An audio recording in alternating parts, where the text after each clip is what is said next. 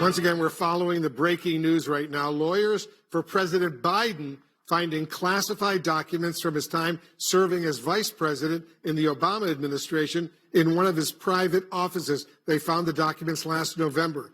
The matter is now in the hands of the U.S. Justice Department, which is investigating. Joining us now live, Republican Congressman Byron Donaldson of Florida. Congressman, thanks so much for joining us. Let me get your reaction to the breaking news. You're a member of Congress. You deal with classified information. What's your reaction to this? Oh, well, my reaction is pretty simple. I'm wondering why the Vice President of the United States had classified documents outside of the hands of the intelligence community. Listen, it's been pretty clear that presidents do have some classified documents. But the difference between a president and everybody else is the president has the ability to declassify information. The vice president has no ability to declassify information. So number one, what was he doing with classified information in his possession? Number two, why did it take 6 years? And I want to stress this for the American people. Joe Biden left the vice presidency in 2017. So it's taken 6 years for these documents to surface. That is incredibly concerning. And point number three, and this is the one that's most important.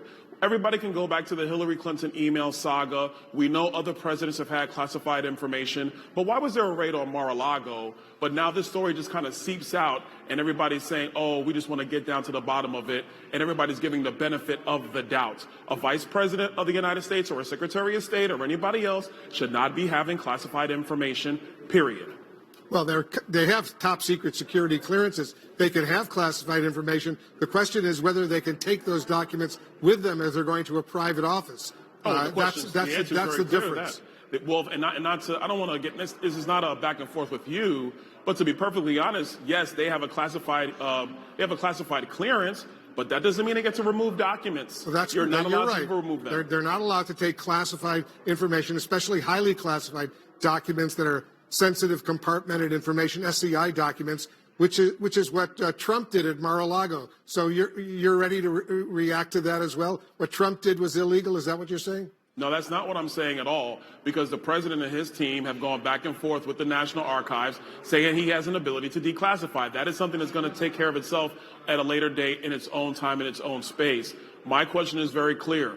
Why were these documents found 6 years later? Obviously, you're talking about the level of classification, so they're incredibly serious documents. And so, listen, I know this story is just breaking. I want to see if we're going to continue to follow this story as much as we did the documents at Mar-a-Lago. I think that's only fair.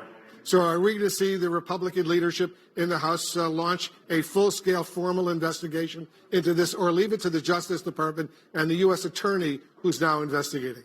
Well, obviously, because the FBI and the Justice Department is on top of this, we're going to be monitoring that from here. Trust me, we have many other things that we need to be investigating with regards to this administration.